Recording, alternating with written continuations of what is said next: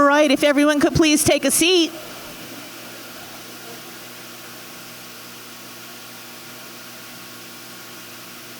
Good evening, everybody. Just one more time, before you get started, on your tables are some tents that have a QR code, and that QR code is going to take you to the website, menti.com, menti.com. When you get there, on your tables is a code that you'll put in. This is the way we're going to gather your feedback for the evening. So throughout the presentations, we'll have some questions for you that we need you to answer. You just have to answer once and hit enter. It may still look like it's on your screen, but you'll see, because somebody was a little worried, there's like the same thing like 3 or 4 times. Only hit enter once, and that will save for us. So we will be able to, after the evening is over, we'll have that feedback so that we have it, and everything that you say today, we'll be able to gather and put your feedback in, okay? If you have any trouble getting to the website, raise your hand and we can have somebody come and help you. If you would prefer to do it on paper instead of that, we have some paper copies as well. So just raise your hand and we can bring that to you. If you have any questions along the way, that question, as we're doing this question through the evening, we're going to go through the presentation and we're really going to ask you the main things. After each section, we're going to say, do you agree with this section, and is there something else you would want to see, all right? And then at the end, I'll go through some more questions, all right? So with that, I'm going to turn it over to Mr. Mayor. Thank you, Neva, and good evening to everyone. All right, so I know we have a few more people out in the lobby gathering food and all. We hope they'll come on in, and we're going to go ahead and get our program started this evening. Of course, I'm Mayor Jimmy Gray, and I want to thank you all for coming out this evening. And I know everyone, you could have been a lot of other places, a lot of other things you could be doing. Getting prepared for the storm is one of those, but it does mean a lot to us to see so many of you come out tonight to be a part of this process. Before I finish up my opening comments, I want to acknowledge my council members, fellow council members who are here with us this evening. Vice Mayor Stephen Brown. Wave your hand, Steve. I see Councilwoman Martha Mugler. Martha, she's back there, and Councilwoman Carolyn Campbell is here. All right, Carolyn, how you doing? Good to see you this evening. Of course, our city manager, Mary Bunting, is here this evening, and as well as many of our city staff. Vice Mayor. We got another Vice Mayor? Vice Mayor again. So. Okay. All right. But we are here tonight to talk about the city's strategic plan moving forward. And if you've chosen to join us, I want you to know that you're not just an observer in this process. You are an active participant. And so let me just say a quick show of hands. How many people have been involved in the process, in the meetings before tonight? Raise your hand. All right, great. And then how many coming here for the first time tonight getting involved? Okay, and this is our community checkpoint meeting, which means this is kind of halfway through and we got some more work to do. So there's still time for you to get involved. If you're not, haven't participated in the previous meetings, there's still an opportunity for you to participate in some meetings going forward. But when we set our course for the future Hampton, it's about city officials. It's really not about us telling our residents what is important or giving you the guidance of what we prioritize. It's about getting your input so that we can prioritize what you think and how you want to see your city going forward. And so as we make this plan and as it evolves and develops and adapts, we will be continuing to seek your input. And we'll be asking you to help us identify the opportunities as well as the challenges that are facing our community. And the plan as it exists right now and what you'll be seeing this evening has been crafted through a number of neighborhood meetings, civic gatherings, online surveys, and other forums where residents can be heard. And that's why we're here again this evening, and that is to continue to talk with you and get your input. But before we hear from you tonight, we're fortunate to hear from someone who has spent a career in helping to plan communities think intentionally about how they grow and thrive. Our keynote speaker this evening is Mitchell Silver, and he is an internationally recognized urban planner, a former leader of a major city planning and parks department, as well as a major planning and design firm, and a national leader in advancing inclusive community-centered planning. He is a current council member in Raleigh, North Carolina, as well as a professor of practice at UNC Chapel Hill. and his work focuses on creating places that are equitable, resilient, and reflective of the people who call them home. And so we're grateful that he's here tonight sharing his perspective with us this evening. I'm sure you're going to find him fascinating in some of the things that he's going to present if you haven't already heard him once before. But tonight we'll be charting our city's future. And again, I want to thank you for being here, being a part of this process. And so with that, I want to welcome Mitchell Silver to the podium.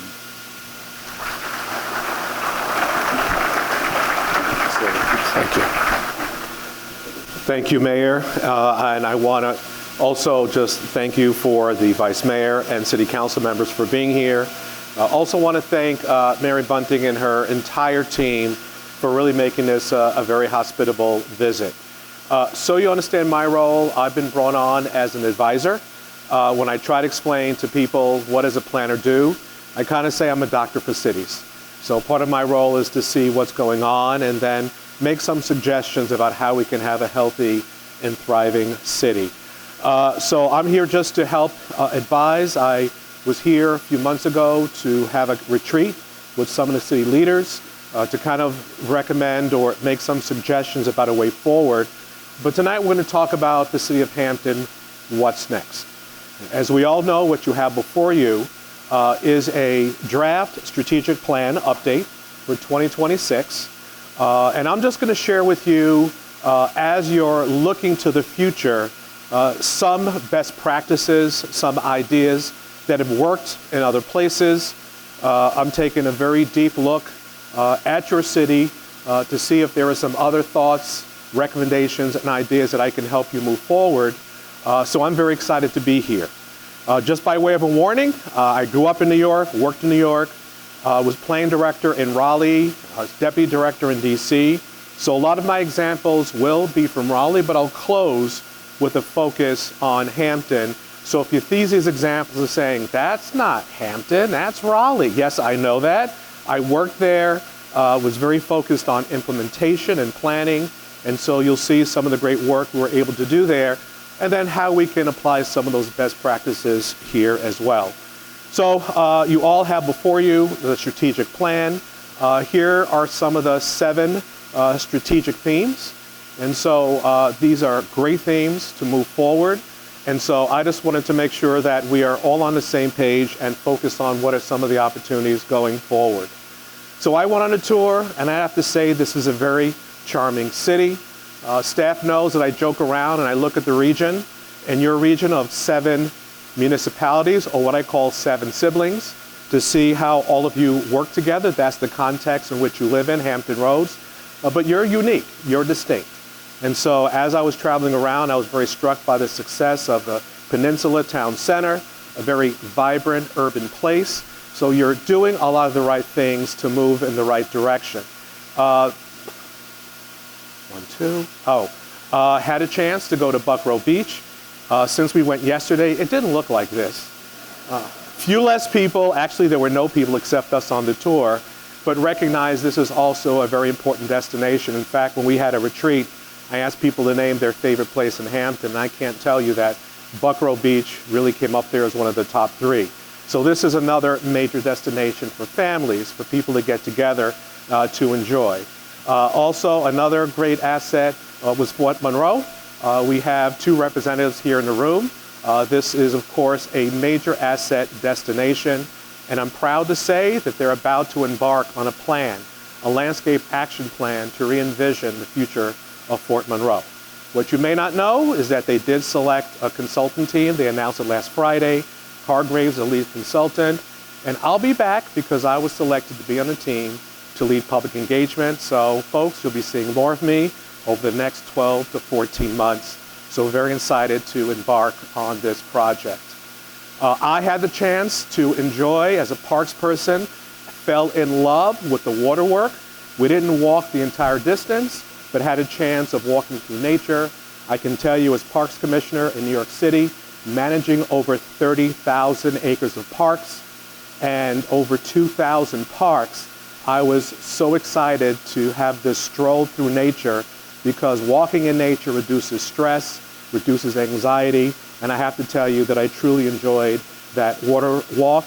To me, it is the beginning of even a larger system. So I commend you for really making these right moves of providing these amenities for the public to enjoy themselves. I'm staying by the landing, and so I took a very close look at what the development is there, have some recommendations going forward. And so to me, these are just great things the city has made in terms of decisions of making their downtown vibrant, providing access to the waterfront, but I do believe there are more opportunities to do things in the future. Just by way of an example, as I look for the future of the landing, I'm looking for inspiration like places like the wharf at Washington, D.C. It's not just one level at the base of a parking deck, but it's a full experience, multiple levels, not just one, not just two, but three, because you have such a small footprint area of access to the waterfront, maximize it. So we're having conversations about what's the potential for that one little section of downtown where you have access to the water. There's Waterside in Norfolk, that's not it. That's not it. You need to be authentic to Hampton with this unique site. So just by way of an example, just showing you some of the other projects and potential that could exist right here in Hampton. Now, if you don't want to go full large scale, this is Wilmington, North Carolina, different kind of a boardwalk, but you really want to activate that edge. Right now, it is just the base of a parking deck. You want it to be very different, very distinctive. And so we'll be taking a look at how do we maximize the potential of your downtown and how you address the water. By the way, I may have to be walking down because I may not be able to read some of the slides. So we'll get very intimate as I get a little bit closer to you as I get to some of the text slides. And so we want to take a look at how retail is treated.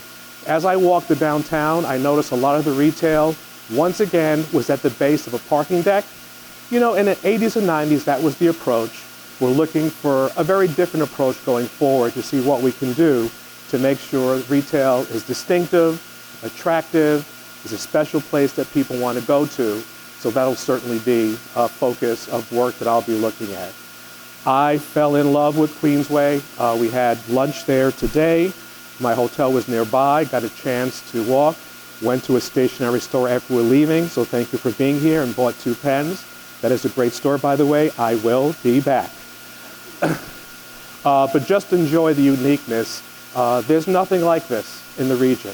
Queensway is unique, and how do we start to replicate that more and more? That, to me, is what's unique about your city. And when we talk about these 7 siblings, we want to know what distinguishes you from the others. And so that's what we hope to promote as we look at this strategic plan. 1, 2. There's Queensway. You already know it. So part of what I try to do is understand what are some of these emerging trends as we look to the city in the future. This plan is for 2026, but we have to look ahead. And so what are the issues that we'll be facing as a country? We call it the graying and browning of America, or the silver tsunami. They didn't name it after me. But we will be aging as a country. Not like Japan, because in that country, we didn't know, they're now selling more adult diapers than children diapers. There's a trend that they're aging across the country. Every jurisdiction has an aging population. And we have to pay attention to that because there are some implications.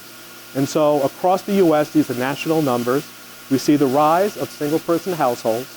By 2030, the majority household in the U.S. will be one person.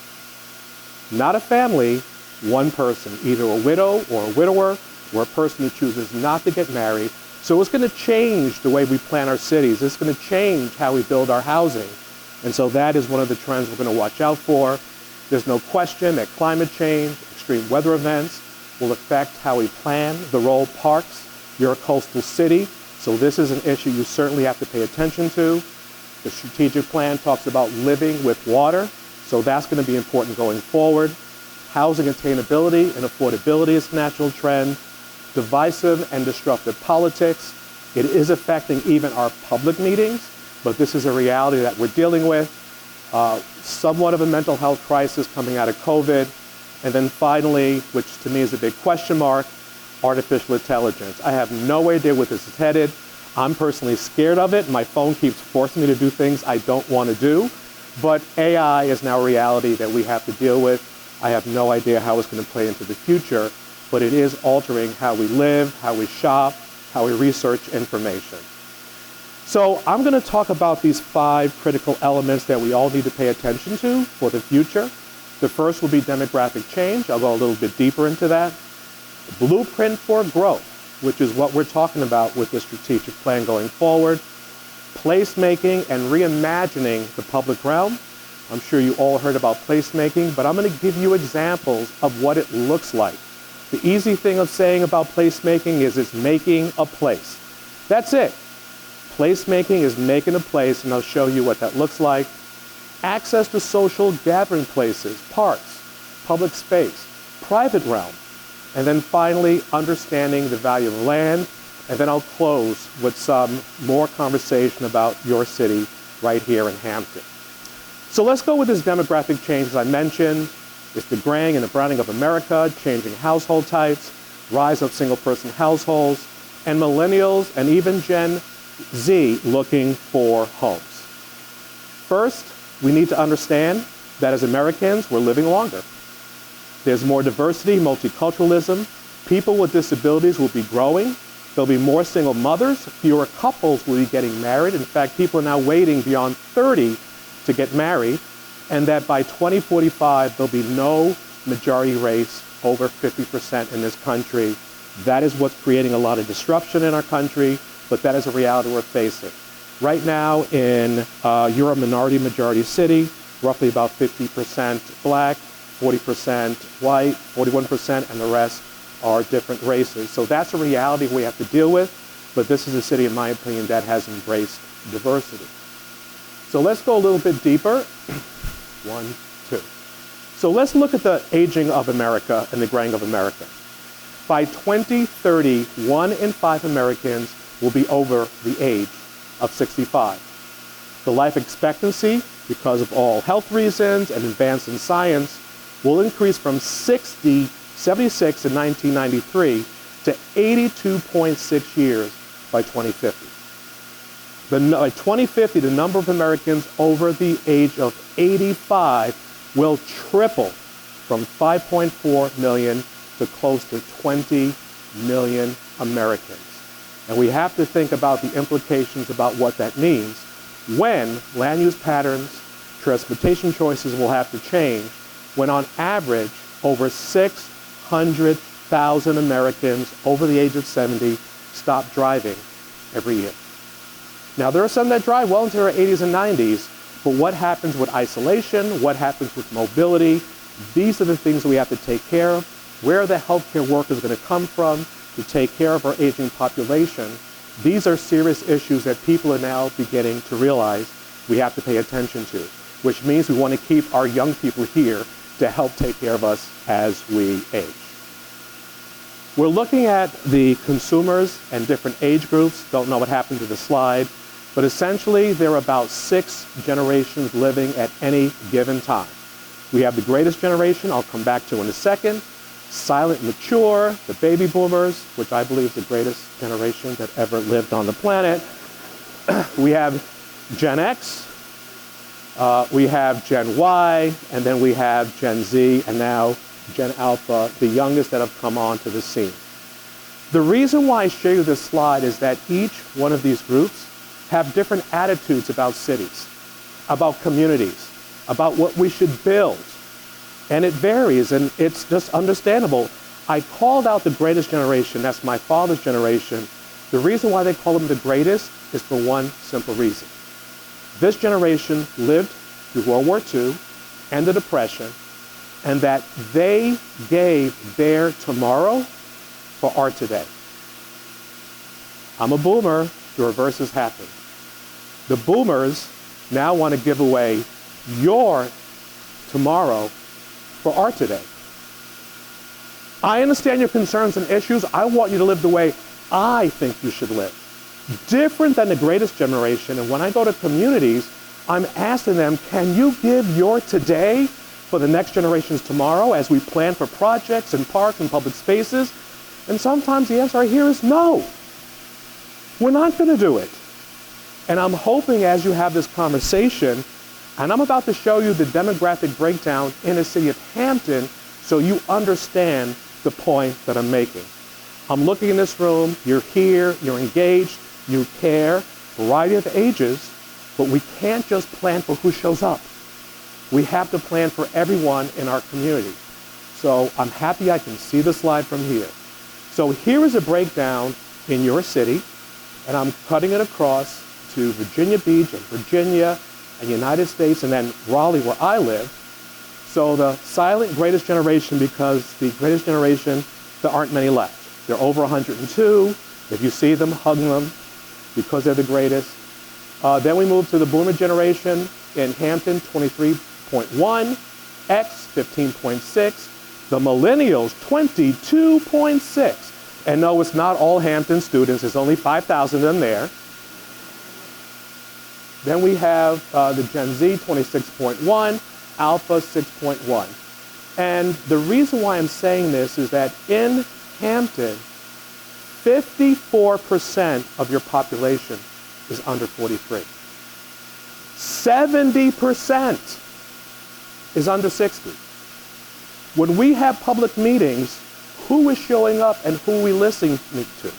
So we need to understand that each one of these generations have different values and understanding of what makes great places, and we have to understand we have a voice, all generations have a voice, but we need to now listen to the other 70% who may not show up at public meetings. This is their city, they want to stay, they're looking for resources, and you'll see in a second why I'm concerned about this number. But we have to understand, as we look at the demographic breakdown, we want to make sure we are inclusive and hearing all voices. And I'm a city council member. Most of the time, we listen to the voices who just show up. And usually, it's the older generation.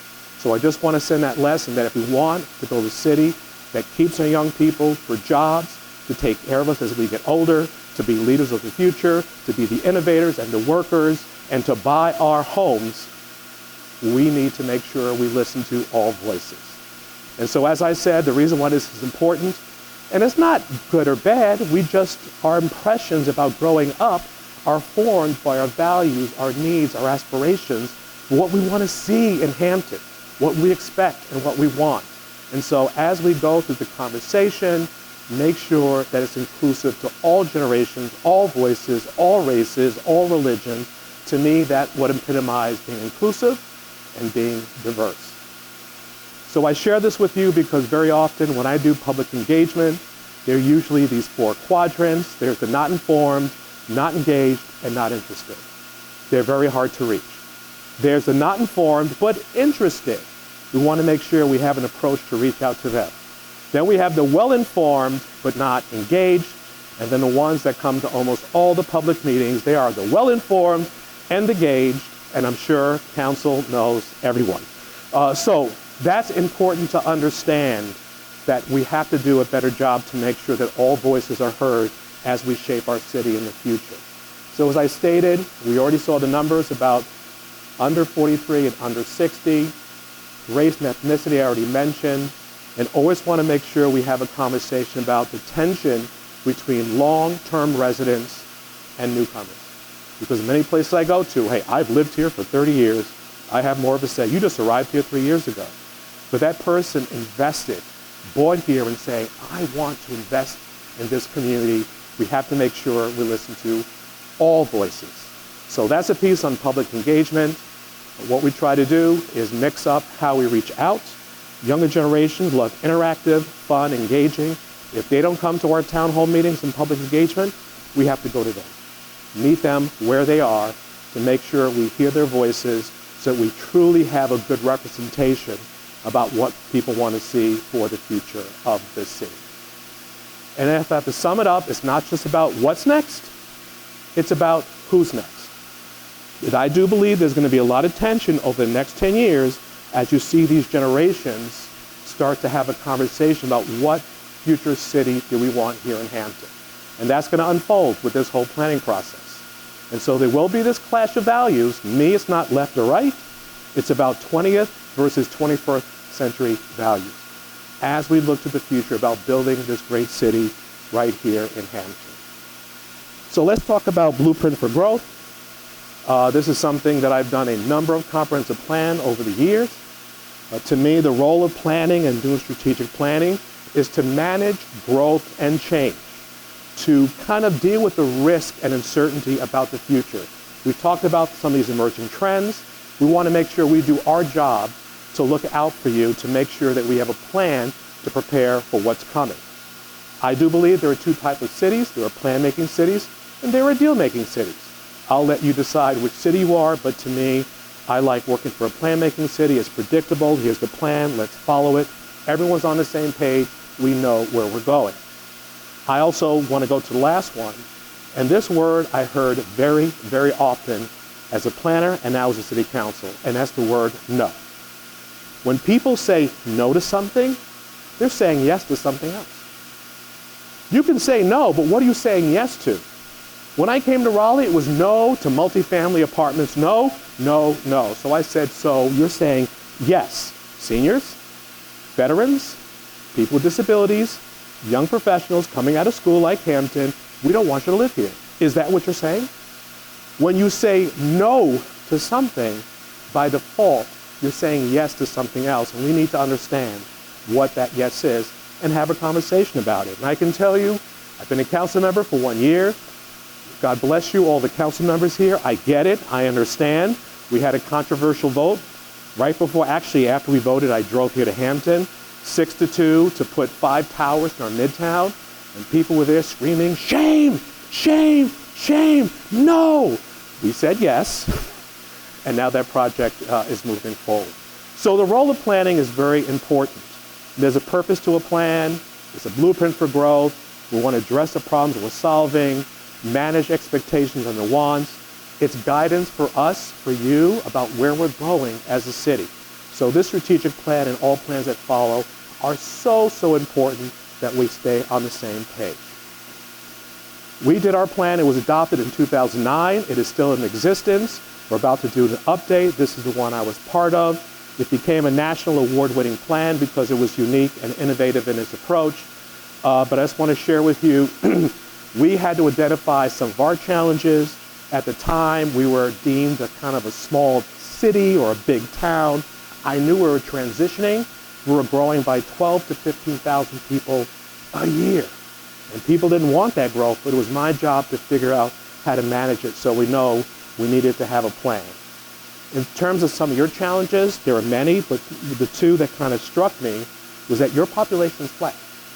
You're not growing. You've stayed roughly at 137,000, and that's where you've been.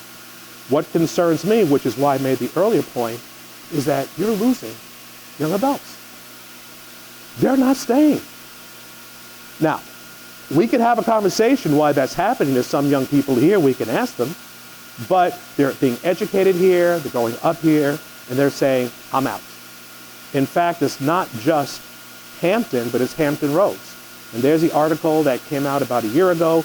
Hampton Roads is losing young adults, what rural Virginia can learn from and study about. Why? I'm sorry, something on there. Got it, okay. It's somebody's button. Did anybody lose a button? I'm serious, it's a button. Okay, I'll put it right here. So we embarked on this campaign. I didn't want to call it process because we wanted to have a conversation with our residents about how we're going to plan for the future. So we had these 5 phases to research and plan, to define the plan, draft, develop, and adopt. And what was amazing is we had over 3,000 participants. When we were done, 94% agreed or somewhat agreed with the recommendations. And so for us, bringing everyone on board for us was so, so important. We started this lecture series like I'm doing tonight to have a conversation. What does the 21st century look like? People as far as 90 miles away drove to these sessions because these conversations weren't happening anywhere in North Carolina. People were excited. We even had to engage the younger generation. We had Kid City. In our museum, we put all these tapes, and then a child had to bring a box and get a permit to put their little box, a building, on one of the lots. And it was so cute when I told them, excuse me, that building is not permitted in our downtown location. They're looking at me like, wow, why are you crying? I said, it's okay. We have a board of zoning and adjustment you can go to make your appeal. And they're looking at me like, have you lost your mind? But we wanted to involve the children We wanted to involve the guardians, the grandparents about what it is to build a great city, and it was phenomenal. Little did I know there was a whole Sunday supplement in our newspaper about what will Raleigh look like in 2030. The whole community was invested about how do we help create this great city. Similar to you, we had these strategic themes and priorities. It's funny, that word equity, there it is, that's so toxic today. That was back in 2009. That word's been around for 30, 40 years.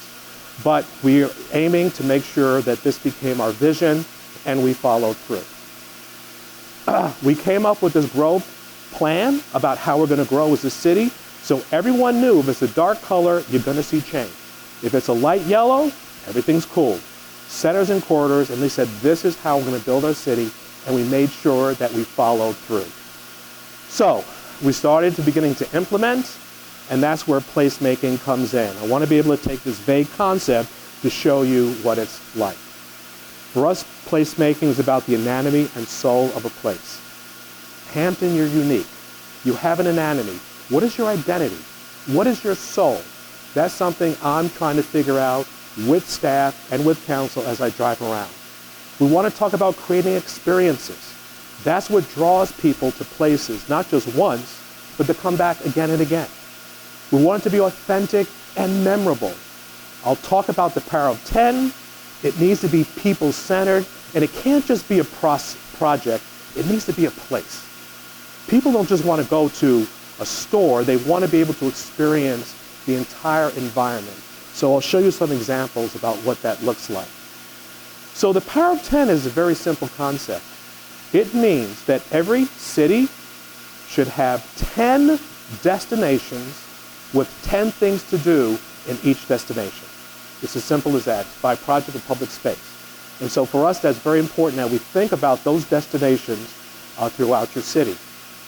We also think it's important to know that as older generations, we're consumers of goods. We want to buy stuff, home, real estate, property, but the younger generations are consumers of experiences. Very, very different. So we don't just want to be planners and designers, but we want to be experience builders. As we look at how to create a great Hampton, what are the experiences downtown? What's the experience at Buckrow or Phoebus or Fort Monroe? It's about the experiences, and that's what makes a place special. So I believe people may eat and sleep in their homes of apartment, but they live in public space. They live in the public realm. That's where the excitement happens. And so we'll be focusing on that throughout this process. I'll skip this slide. So I want to go back to this growth framework map. It wasn't just a map. I use this as a template to create those great places in Raleigh, and you'll see how successful it was. My goal was great streets, great places, and great spaces. And we were very intentional once we picked them that we wanted to make sure we created those experiences to make us the great city that we are today.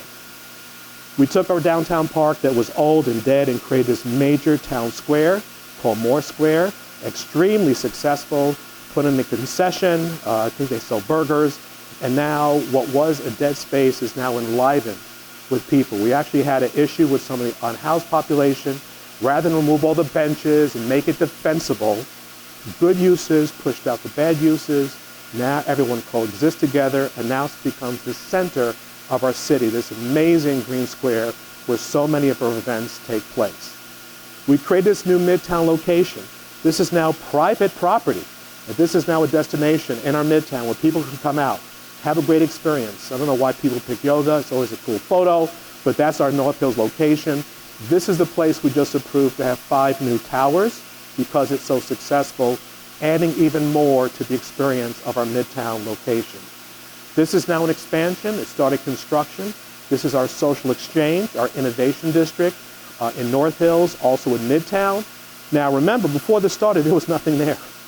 This was all envisioned by having a plan and saying we want to create these places that people could live, can work, can recreate, and enjoy. I am so jealous of you that you have water. We're in the middle of the state. We don't have water, so we're trying to create the best we can. A lot of places that live next to water take it for granted. We wish we had a river. We wish we had a bay. We wish we had a waterfront. So we kind of make our own, but you're very fortunate. Now for downtown, you see it in the foreground. We created to expand our downtown. Hopefully we want to attract an arena. right next to our downtown to add even more experiences. Again, all of this did not exist before the plan. This is our hockey arena. We're now it's not downtown, but we're bringing downtown to the arena. So as we look at this location, the Coliseum and the Convention Center, what opportunities exist around this area to really enliven it, to give it a very different experience. So this is our entertainment district at our arena. These are also just other places downtown. Once again, they did not exist in 2009, all because we had the plan, we focused on placemaking, all these places started coming to life. This one was a unique one because it was existing buildings. It was one of our warehouse areas. We had a creative developer that created this nice, inviting, fun place with makers and restaurants and outdoor play. And now people just love, they have choices, the power of 10. We can go downtown, we can go midtown, we can go to Ironwork District. And when people come to visit, they say, I'm moving here. And for us, it's just great to focus on placemaking and all those great things for people to enjoy. We just approved a brand new park downtown. Next to it, they're going to build a 30-story tower to activate it. Once again, this did not exist, and we're focusing on placemaking to provide those experiences, those choices throughout the entire city that people can enjoy. I'll skip the train station, which was something else we had envisioned, another part of our downtown. And then we focused on our streets. This was the front door. Someone went to NC State. I think you said your wife went to NC State. This was a front door. There were about 40 students getting hit every year because it was designed like this. And I was charged with redesigning it to make it a place. And so we made sure the front door was very different. That's what it looked like then. This is what it looks like today. We created a place out of a street. We didn't have to buy it. We just redesigned it, created a median, and guess what? No more students getting hit. And now, for the first time, businesses are coming back to Hillsborough Street because it has a sense of place. It now has an experience. And so for us, this is the magic you can do by focusing on placemaking, on great streets, great places, and great spaces. I want to shift now to something that people may laugh about this, but I love social gathering places that bring fun, that bring joy, and bring happiness. I remember during COVID when all the people said downtowns are dying, we were doing quite well because we focused on the fun, joy, and happiness. Who doesn't want to be part of that? Particularly in these times when people are struggling from mental health illnesses, the laughter is therapeutic. It brings joy. It has healing power. And so we want to focus on these places that bring fun, joy, and happiness. So as I'm working with the city, where can these interactions take place? Yes, in parks, and parks are leading the way. We see the private developers are doing it in their projects. This is one of our shopping centers, a patch of grass. It is so popular. It's synthetic turf, but it creates such an experience. Look at their faces. They're laughing. They're joyful. We saw some of this, and I didn't take a deep look at the Peninsula Town Center, but these are the things that are being done by the private sector because they understand the experience of creating great places. And I can go on, project after project, about how this is happening. This one, people just took some containers and created the box yard, and it became this incredible destination. And you see this being replicated again and again. This is the newest one in Cary, right next to Raleigh, called Fenton. This is also a private project, but they provide open space for people to have fun, to express joy, to feel happiness, and it's 100% leased. This was a shopping center. There's a movie theater there, and these are the places now people can go in our region to say, this is a place I want to live, and young people are coming. They're not leaving, and it's making it a great and vibrant environment. I also love the cool creative play. This is in Boston. I love the adult play. This one are swings that just glow at night, and it looks so cool. Can you imagine this in our downtown as it's glowing along the river? People can just swing in these things. This was when I was in New York, in the Fashion District. I was so jealous as Parks Commissioner. I was like, why didn't I think of that? These seesaws glow at night, and it just becomes this amazing destination that people said, this is such a cool place. I'm having so much fun. We're now looking at putting more hammocks in our parks. This is on Governor's Island, where people are now having this great experience, just enjoying the sun. And this is now in Dix. I was thinking about Bluebird Farm Park. This is the trolls. There's an artist called Dambo, and these are like huge, 30-foot size, and there's the artist, his name is Dambo, and he puts these trolls, and we have about 5 of them in our park.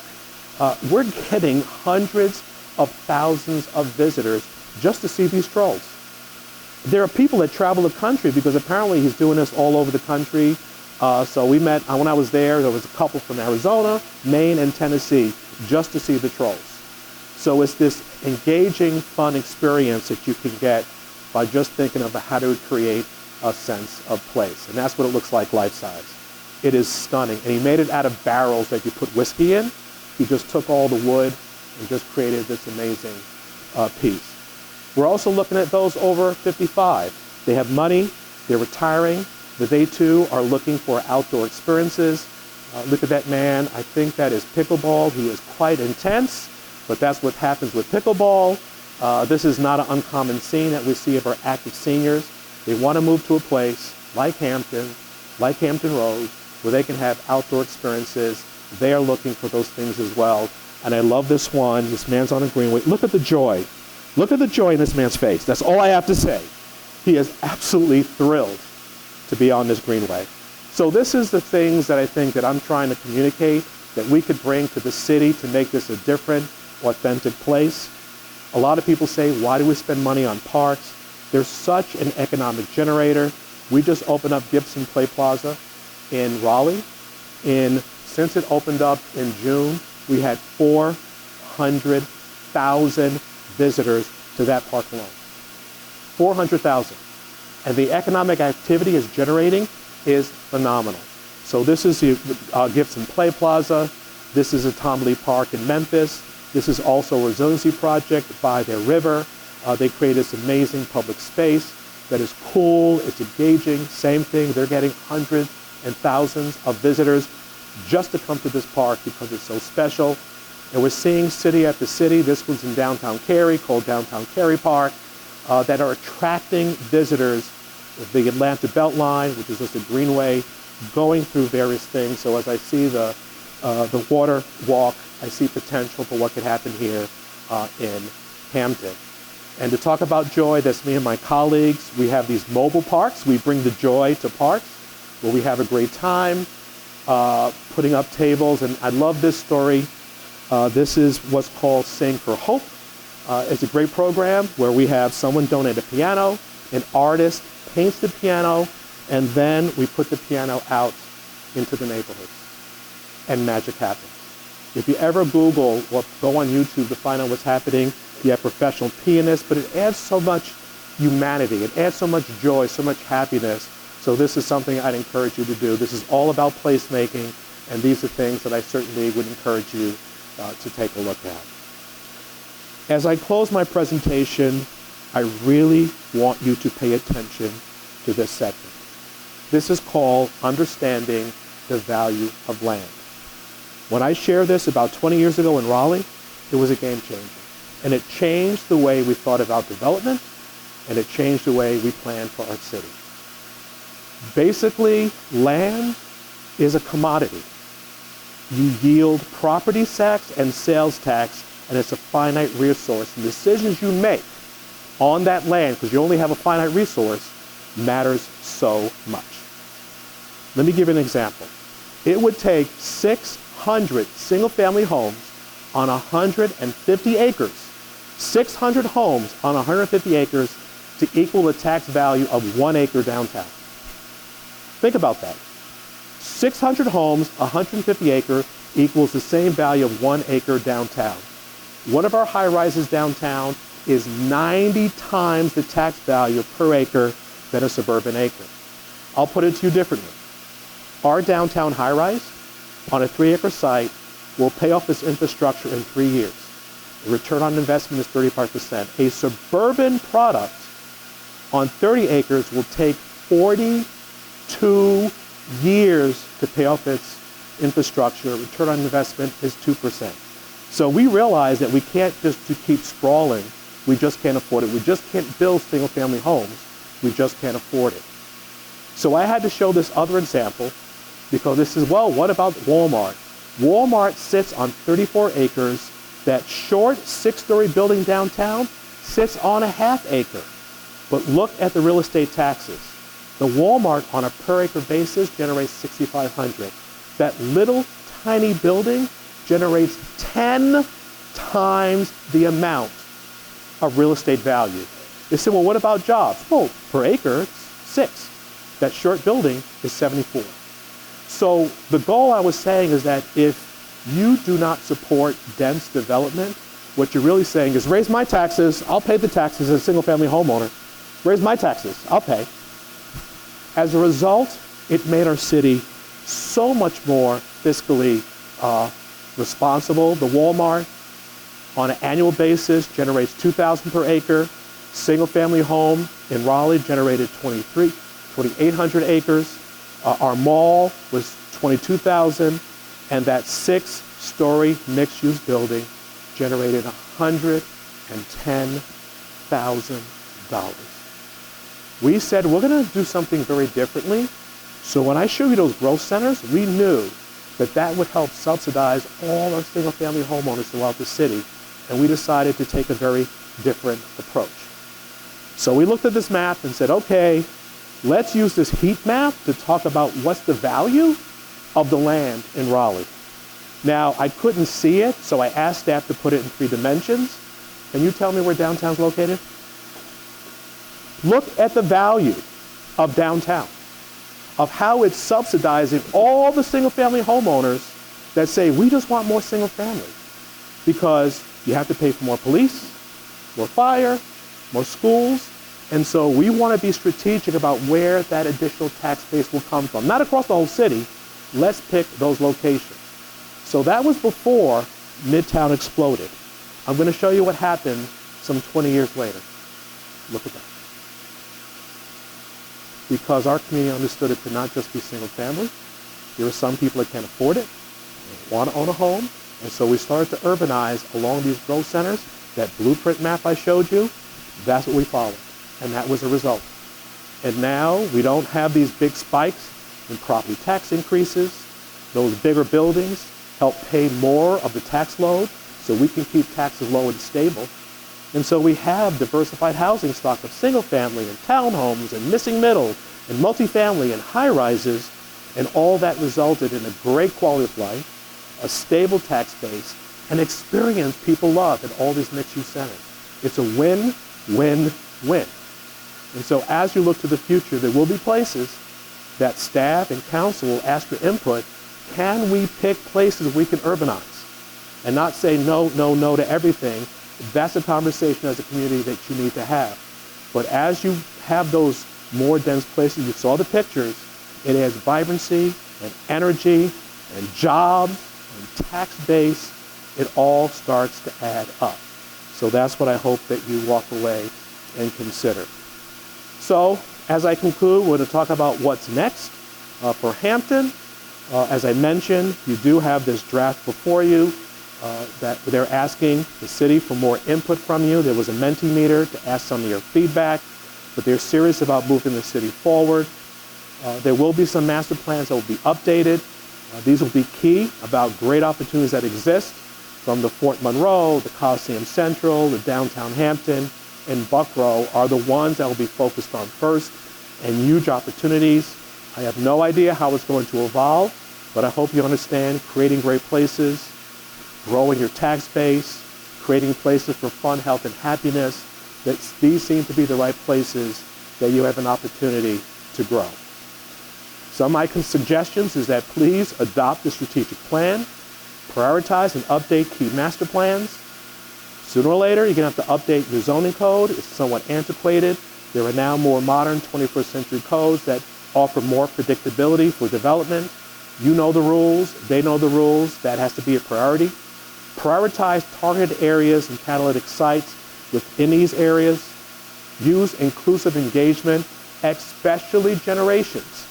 So if you go to a meeting and everyone there is over the age of 50 saying, stop, we need to figure out how to hear some of the younger voices so you have balanced input about how you want to plan for your future. Focus on placemaking, the power of 10 and the experience of place.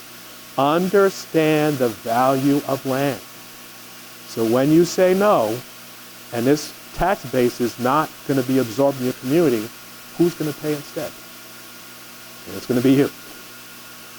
Finally, undertake due diligence to ensure that's kind of in the weeds. And remember the fun, the joy, and the happiness, because that's what makes great communities. Thank you all very much.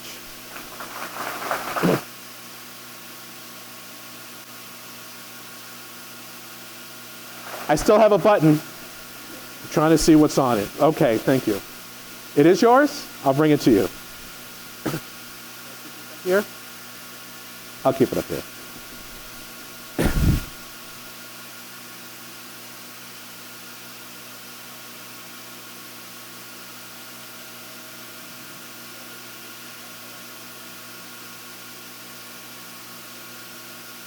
Free to do so. I hope you found him inspiring. The reason why we asked him to be here today is that we know that we have so many wonderful assets in Hampton, but somehow we haven't been able to put them together quite the same way that cities like Raleigh and Savannah and Charleston have. And we want to go to that next level. I think all of our community wants the rest of the world to know and understand the beautiful history we have in Hampton, the beautiful neighborhoods we have, the great assets that we have, and learning from a master planner who's been able to do this in places like Raleigh and New York.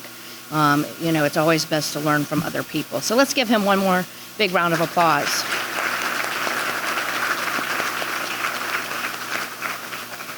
So we thought he would be very inspiring to help us think about the next phase of what you're here to do tonight, and that's that community checkpoint on the strategic plan that Mayor Gray mentioned earlier this evening. Hopefully every one of you received one of these when you came in. If you didn't, we can get some more around so that everyone has it. Deputy City Manager Brian DeProprio is going to be walking you through the work that many community members, some of you in the audience, you raised your hand earlier, have been involved in terms of crafting next steps for our community over the next 5 to 7 years. Typically a strategic plan like this is intended to serve us for that period of time. But because everyone couldn't be in all the stakeholder meetings, but we do believe that everyone should have an opportunity to see it and weigh in on it, today's your chance to do that. So the way we're going to do this is it's going to be a tag team effort between Deputy City Manager Brian DeProprio, who will be walking you through the various priority areas and key goals and strategies. And then as we get through each section, our MC extraordinaire, Neva White, who is our library director and also our strategic priority leader for placemaking, she will be taking us back to this opportunity to weigh in with your electronic devices. And so just know as we're going through these, we're going to be asking you what excites you most about the section you just heard about. What do you think we missed? What concerns you about what you just heard? And we're going to capture all that. We will, of course, keep all of this information, put it out on the website so everybody can see it. And then what we're going to do after tonight is to see how close to the mark did our stakeholder groups get to what the larger community, you in the room tonight and others who will have a chance to opine, who maybe couldn't come tonight, how close to the mark did we get? So please feel free to share any thoughts you have about that. And at the end, we'll have some extra questions for you to answer that go along the lines of what might we have missed altogether that maybe isn't in this book. So that's our plan for tonight. Again, we want to thank you for being here. And it's now my pleasure to bring up Neva and Brian. I think Neva's going to kick us off with some demographic questions. And then we'll jump right into each section of the plan. Thank you, Mary. As she mentioned, my name is Neva White, and my job tonight is to make sure we don't get so comfortable with our ham biscuit that we fall asleep. So we're going to do that in 2 ways. As we go through, I'm going to ask you some questions, and if that's not entertaining, we'll see how many buttons I have left on my suit by the end of the night. I started off with 6 and I'm down to 3, so we'll see how that goes. As we follow along, Brian's going to be going through, you have the plan. You'll be able to follow along because I know the screen is a little difficult to read from some of the seats. We wanted to make sure that we know who is in the room. So if you came in a little late, on your tables is a QR code that will take you to menti.com, and then there's a code that you need to put in. And as we go along, we'll be asking you questions, and someone at the back of the room will be able to tell how many people are participate and when it's time for me to move to the next slide. So with this one, I'm going to go ahead and say we want to know who's in the room so that we make sure that we listen to those who maybe aren't in the room. Right now, the first question I want to ask you is just tell us which age range you fit into, because I think we maybe have one person in the room that's in the bottom of the range. So we want to make sure that we know then the next place we might want to go to a different place. All right, the next question is, tell us which census race category best describes you. Okay, as we move forward, the deputy city manager is going to go through, and he's going to go through each section of the plan. And after he's done with each section, I'm going to ask you the same 2 questions. Those 2 questions are going to be, in general, do you agree with the direction of the plan, yes or no? And what additional things would you like us to include that might not be included? All right, so that's how we're going to be going along. All right, with that, I'll turn it over to Brian, and you'll see me back, hopefully with the same 3 buttons. All right, good evening, everyone. As Neva and I think Mary pointed out, this book is probably going to be your best friend as we go through this, since it does have, oh, sorry. All right, hear me now? All right. So as Mary and Neva pointed out, this book is probably going to be your best friend as we go through this because it has a lot of information in it. I'm going to cover the information, but if you want to refer to it, you have the book. And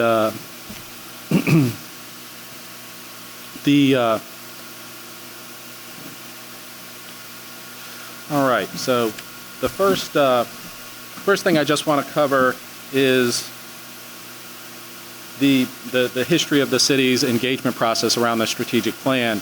One of the things that we've done historically is we've really gone to the community to try to get the community's input as we make important decisions for the city. We do that during our budget process, we do that during our community planning process, and we do that during our strategic plan process. We've been doing the strategic plan on a community engagement with a community engagement process since the 1980s. So we've been doing it for quite some time now.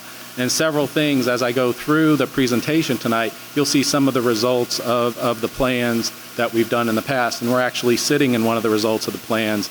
This convention center came out of our 1998 strategic plan.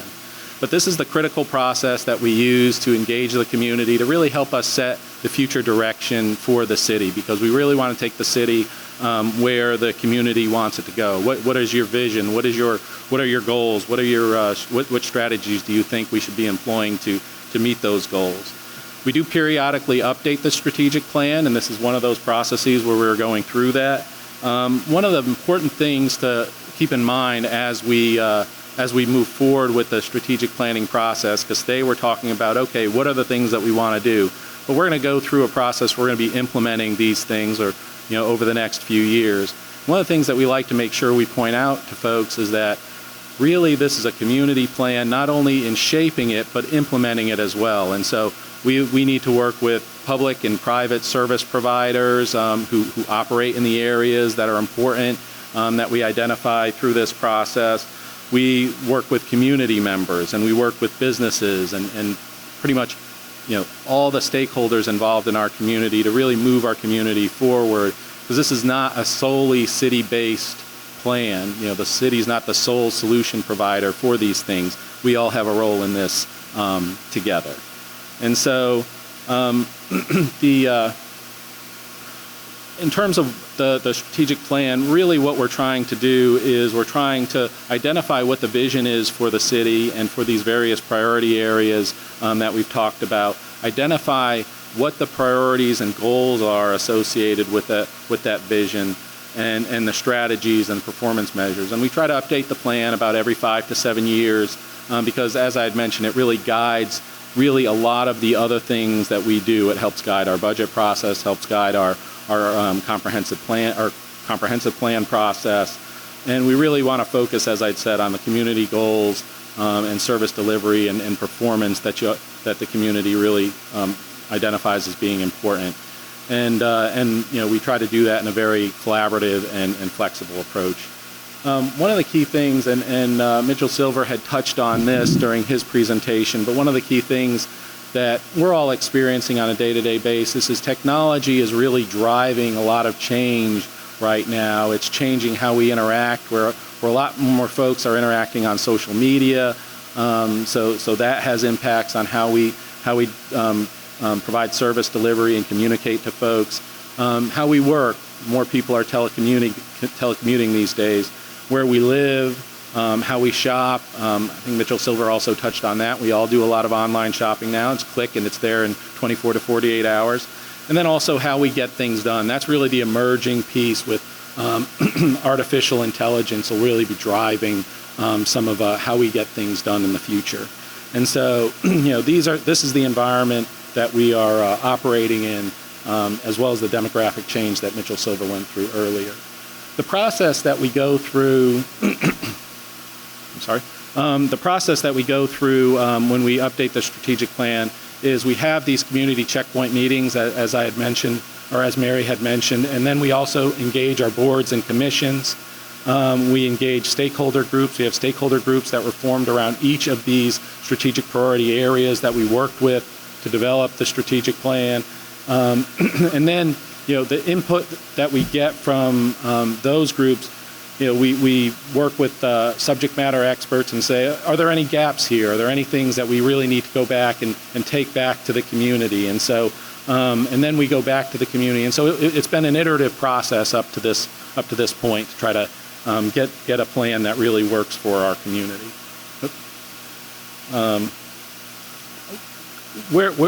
Some of the foundational elements of how we view ourselves as a city is, what is the city's overall vision? And that is, we are Hampton, a vibrant waterfront community, celebrating and embracing more than 400 years of history and innovation to create an even more dynamic future. And then our mission is, by working better together, we provide outstanding public service to make Hampton a place where people love to live, learn, work, and play. We've also identified our values, which are accountability, collaboration, creativity, customer service, integrity, respect, and trust. This next slide basically covers the key priority areas that we really focus on. We're going to be asking you questions about these areas. And one of the things I want to do is point out, we have city staff here who we've identified as the folks to really kind of help us bring the plan to this point, as well as they're going to be key players in the implementation of it. And we've identified somebody for each one of these groups. And if you have questions about one of these areas, I encourage you to try to catch up with them after the meeting, and they can answer any questions that you have. The first area is economic growth, and our Chief Community and Economic Development Officer, Leonard Sledge, is leading that group. Leonard, can you stand up? Thank you. Our next area is educated citizenry, and our Human Resources Director, Nicole Clark, is leading that group. Nicole? Our next area is excellence in government, and Jen Green, who's in the city manager's office, is leading that group. And the next area is family resilience and economic empowerment, and Letitia Handy is leading that group. She's our director of the Office of Youth and Young Adult Opportunities. And living with water, our emergency management director is leading that group, Weeson Walker. Thank you, Weeson. And placemaking, you've met Neva White, so she's leading our placemaking group, as well as assisting us in this meeting tonight. And then Safe and Clean Community is being led by Angelique Schenk. She's also in the city manager's office. Okay. So thank you. So with that, we're going to start getting into the kind of the meat of the presentation, where we're going to go through the plan, as well as start getting feedback from you in terms of if you think we're on the right track. One of the things that we like to emphasize is that when we do these plans, we try to bring them to reality. And so on this slide, it basically covers a variety of things that we've achieved through our economic growth strategic plan area historically. We have a new Virginia Tech seafood research facility in our downtown. We have new hotels like the Element and Hyatt Place, new sports tourism type activities like the Hampton Aquaplex, the Allen Iverson Invitational, which has come to our community the last couple years. We have various housing initiatives that we've been able to put in place, like our model block program, our housing improvement funds. We have new homes on Freeman Drive, just a few blocks away from where we are right now. And River Point Shopping Center, that's Riverdale Shopping Center where the Kroger is. You know, we work with the property owner there to freshen up that shopping center and to attract Kroger to it and to our community. Huntington Ingalls has been expanding into the city, and then we have a new mixed-use project downtown called Constellation across from Carousel Park. That's just a short list of various things that we've been able to accomplish from our economic growth strategic planning area. Now, this is where we're going to start asking you questions about things, but for economic growth and the way to sort of follow along in this slide and follow along in your book is the top blue bubble right under economic growth for each of these slides that'll come after it is the vision that the community stakeholder groups and the community input that we've gotten have identified for economic growth. And then the blue bubbles along the side are the goals that they've identified.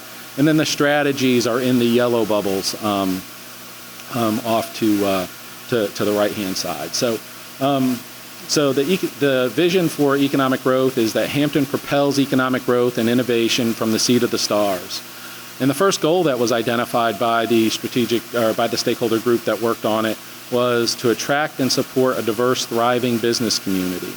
And they identified various strategies, including recruit industries that align with Hampton's strengths, invest in infrastructure to ensure that the sites are development ready, expand incentives to encourage redevelopment of aging vacant spaces, and strengthen coaching, mentoring, and support for small businesses, promote Hampton's strengths with fresh, compelling marketing, streamline permitting to be the fastest, most customer-friendly in the region, support businesses in adopting renewable energy and environmental friendly practices, and attract companies that increase business travel and weekday hotel stays.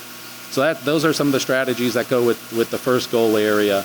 The second goal area is Hampton's water economy is thriving and growing, and some people think of this as our blue economy, the things that really are centered around the water, and they include support seafood businesses by connecting them with the latest research and innovation, redevelop waterfront sites into vibrant, accessible destinations in our community, and partner with businesses to expand recreational and cultural and commercial uses along the shoreline.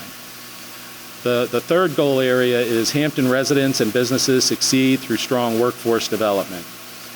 The strategies include Hampton builds strong education to career pathways. We strengthen partnerships between employers, schools, and workforce organizations to connect residents with better jobs, expand access to innovative training, job training and reskilling programs, and help veterans translate military experience into civilian careers and support military spouses seeking local employment.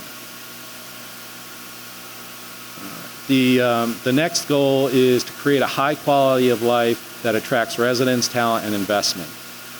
The strategies under that are to support housing development that meets the needs of the residents of all incomes and life stages, invest in amenities and activities that strengthen neighborhoods and build community, expand trails and parks and outdoor spaces that promote health and attract new businesses, encourage more mixed-use development in our commercial corridors and older office parks and older shopping centers, expand retail options, especially local and neighborhood-serving shops. The next goal is to make Hampton a premier destination for history and sports. And the strategies include invest in facilities, hotels, and infrastructure to maintain Hampton's leadership in youth sports tourism. Establish Hampton as a national destination for Black history, working with local and regional partners. Expand Hampton's role as a history destination on par with Williamsburg, Yorktown, and Jamestown. Celebrate and protect Fort Monroe's history in partnership with state and federal partners while supporting appropriate development. And the final strategy here is to promote museums, entertainment venues, beaches, restaurants, festivals, and sporting events to attract visitors from across the region and beyond. So Neva's going to come up, and we're going to ask you the 2 questions about those elements of the plan, and I will turn it back over to Neva.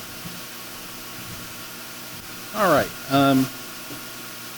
The next area that we're going to go through is educated citizenry. And some of the past successes that we've had, I think many of you may be aware that our school system is 100% accredited without condition. And so we're all very proud of our school system and the work that they have done here in our community to make sure that we have bright future for our school students in the city of Hampton.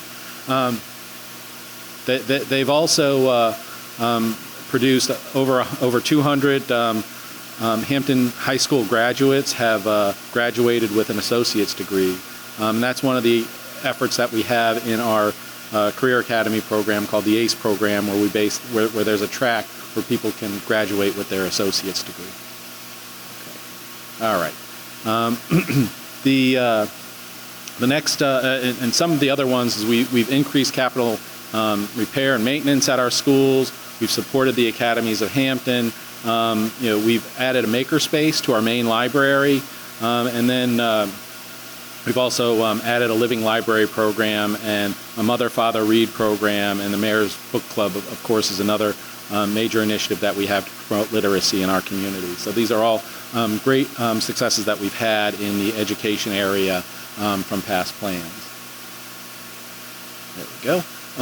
The goals and vision for educated citizenry and the strategies are on these next couple slides. And the vision that was identified was that Hampton is a diverse community of learners for life.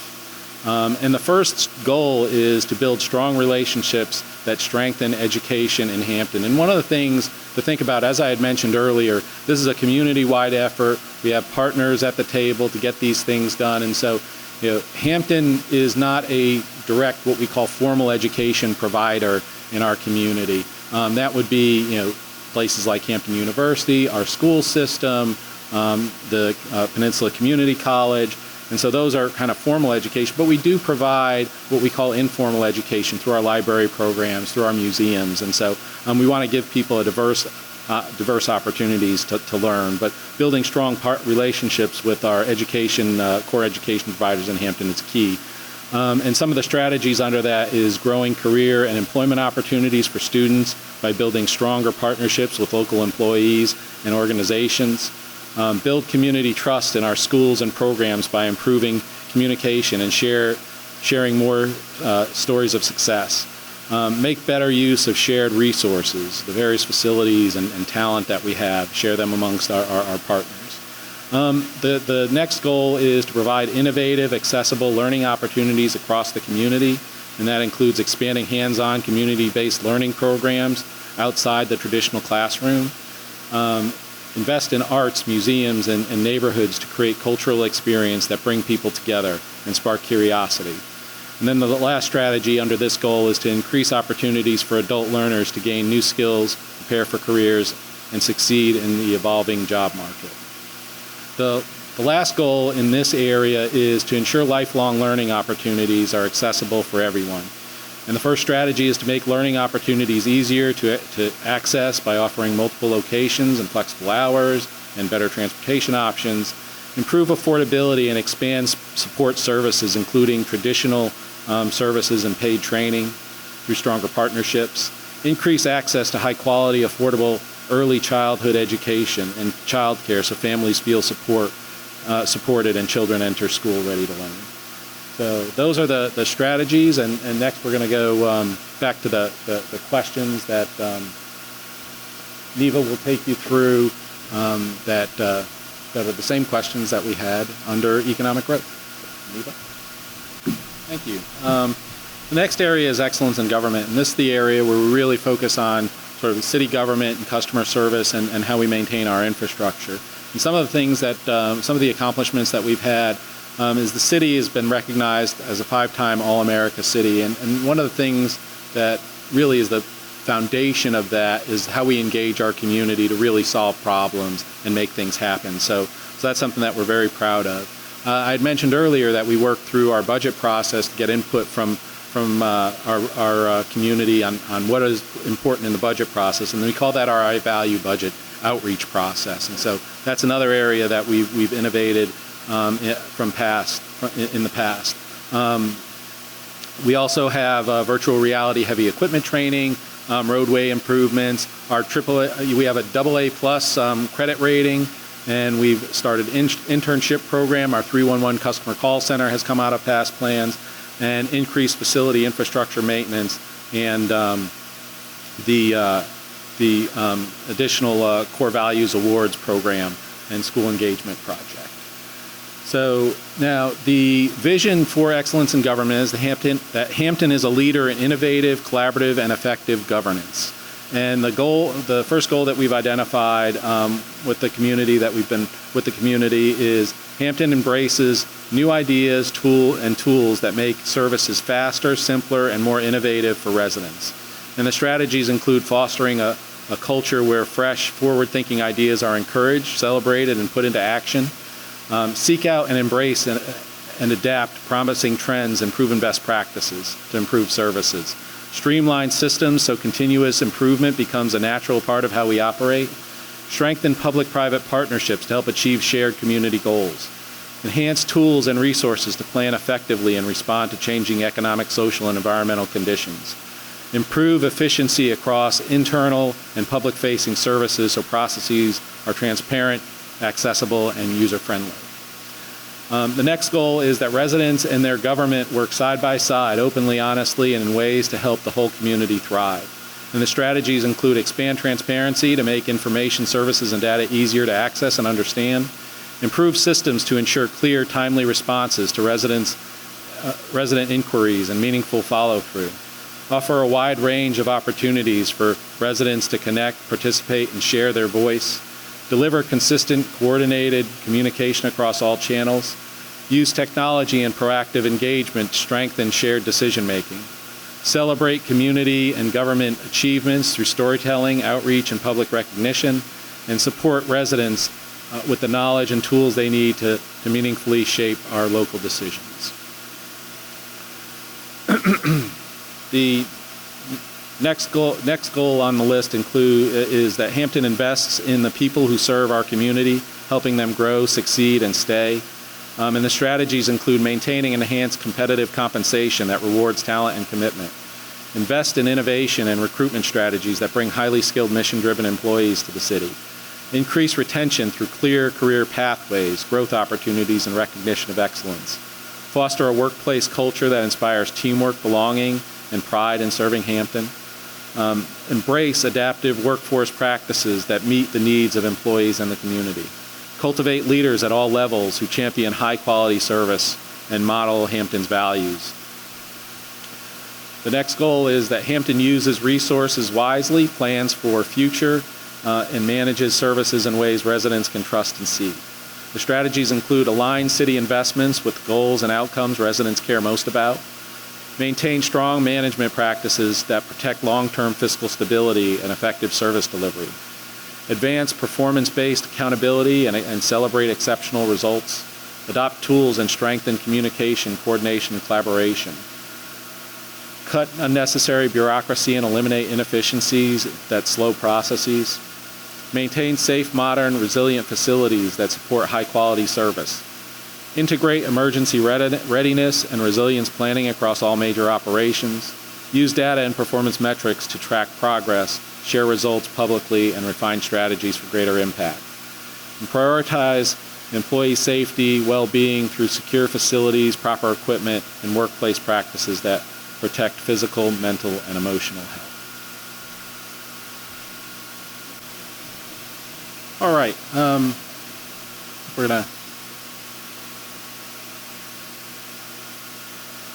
there we go.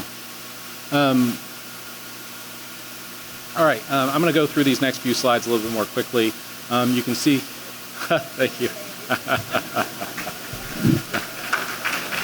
Thank you. I'm sorry.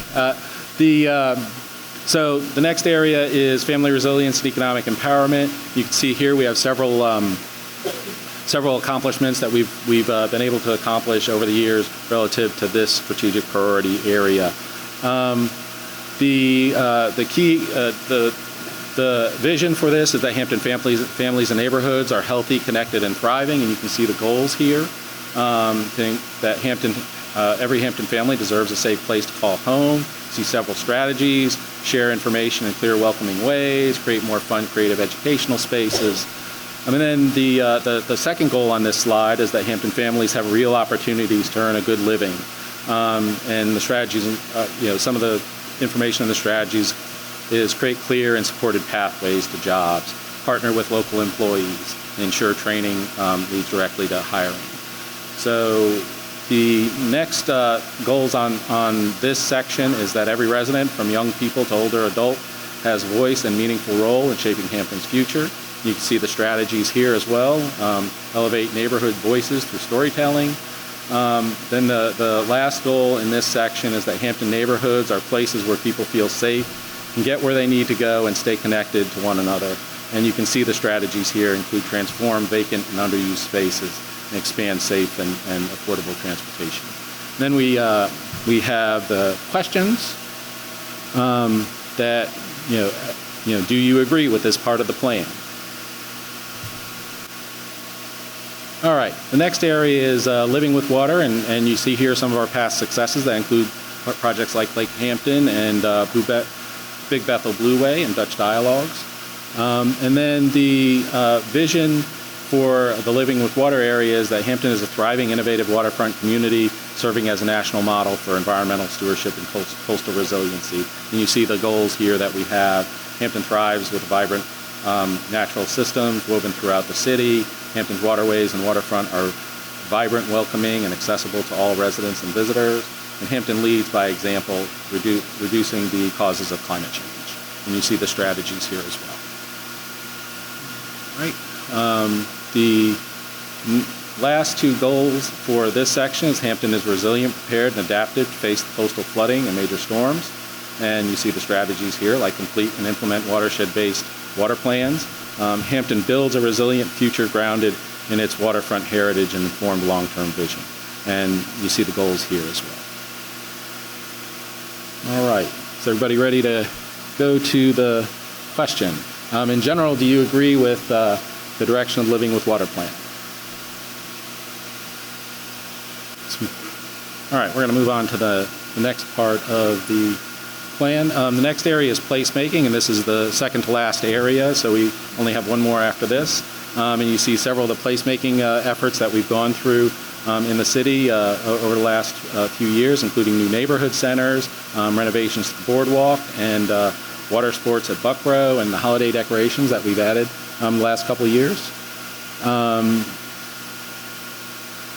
And the vision for placemaking is that Hampton is a diverse coastal community celebrating a history, culture, and connections through meaningful shared spaces. And you see the goals and strategies here, with the goals being Hampton builds on its local strengths to grow economic, social, and environmental opportunities. You see strategies like support development that creates lively, walkable neighborhoods under that one. And then the second goal here is that Hampton supports and strengthens the community's ability to share, care for, and celebrate common spaces. And you see here, make it easier for community groups to improve and care for facilities and public spaces, and the other strategies under that goal. The next slide covers the last two goals under placemaking, including Hampton neighborhoods and districts are connected through welcoming, safe, and accessible routes, making it easier for people to walk and bike across waterways and busy roads. And then the last goal in this section is that Hampton's public spaces are inviting, active, accessible, and beautiful, reflecting the creativity and character of our community, and we want to bring our spaces to life with great design and great things to do. So, and you see the strategies under that one. All right, the question, again, do you agree with the direction of this part of the plan? The last area of our plan is our safe and clean community, and some of the past successes include a joint training center with Langley Air Force Base and our police department. We have a new WIT fire station, and we have the summer youth employment program, body-worn cameras on our officers, the highest fire rating that we can get for our fire and EMS service. The vision for this area is that Hampton is an inclusive, diverse community that provides safe, clean environments with residents and businesses can thrive. The first goal is that Hampton prevents and reduces crime through proactive safety measures and effective enforcement. We want to encourage residents to be partners in that, as you see in some of those strategies there. Hampton reduces youth violence by addressing root causes and expanding positive pathways to create safe spaces and opportunities. We want to expand mentoring programs and really work with our youth to put them on a positive path forward in the strategies that you see there. And that Hampton invests in enhancing its physical appearance to create safe, clean, and more welcoming community, where we mobilize volunteers and adopt policies and programs to promote safety and cleanliness in our community. All right, these are the final 3 goals for this section. Hampton is a city where every resident and visitor feels safe, welcome, and connected. And you see the strategies there is that we want to connect with all residents and increase civic engagement. The next goal is that Hampton fosters a culture of open communication and dialogue where valuable information is shared. We want to strengthen trust and relationships between the police and our community and amongst some other strategies that we have under that goal. And the last goal is that Hampton prepares for the future by meeting the needs of an aging population. And we want to work with our regional partners. And as was mentioned earlier, all populations are aging in our country. So with that, again, do you agree with the direction of this part of the plan? All right. We will move on to the next question. And again, is there anything that you think that's missing that you'd like to comment on this part of the plan? Now, last, we just wanted to talk to you about kind of the next steps in this process and some of the key milestones as we work towards adoption. On January 14th, we briefed council. Of course, today you all were here with us to go through and give us your thoughts on the plan. And then over the next basically month, we'll be going through the comments that we got here today, see if there's any changes that we need to make to the plan, with the goal of presenting it to council on February 25th for final adoption. And then post-adoption, we'll be working, those folks that I pointed out earlier, will be working on developing the implementation of the plan as we move forward and performance measures and those sorts of things. One of the other things that we do have, if as you leave here tonight, you think of something that you may have wanted to share that you didn't think when you were here this evening, you can go to the website that's on the back of your plan, and there's an opportunity. There's a link for you to share any additional thoughts that you may have, and we'll keep that up until February 5th. So with that, I think I will turn it over to Neva. And I want to thank you all for coming out tonight, and thank you for your participation and all the great input that you gave us this evening. Thank you.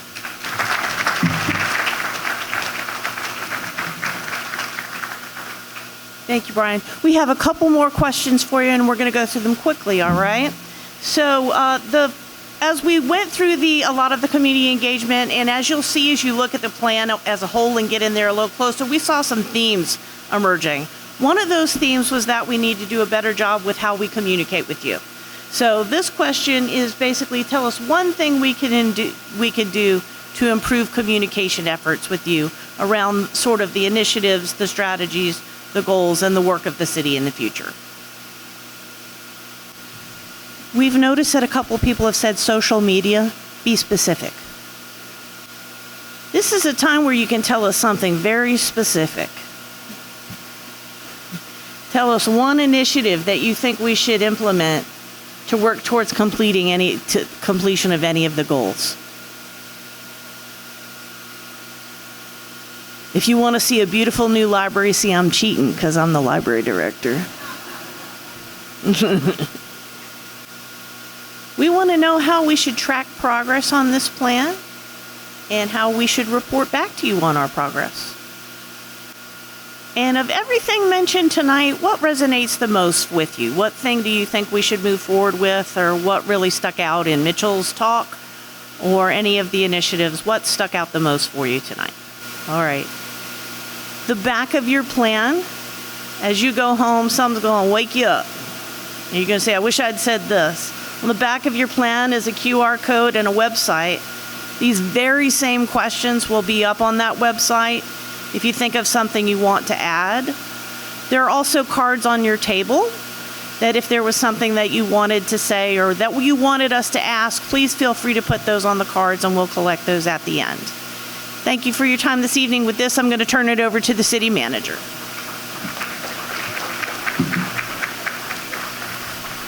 So I realize I stand between you and going home, and I know we've all had long days, so I'm not going to take long. First off, though, I want to thank our interpreters tonight, because we did not recognize them earlier.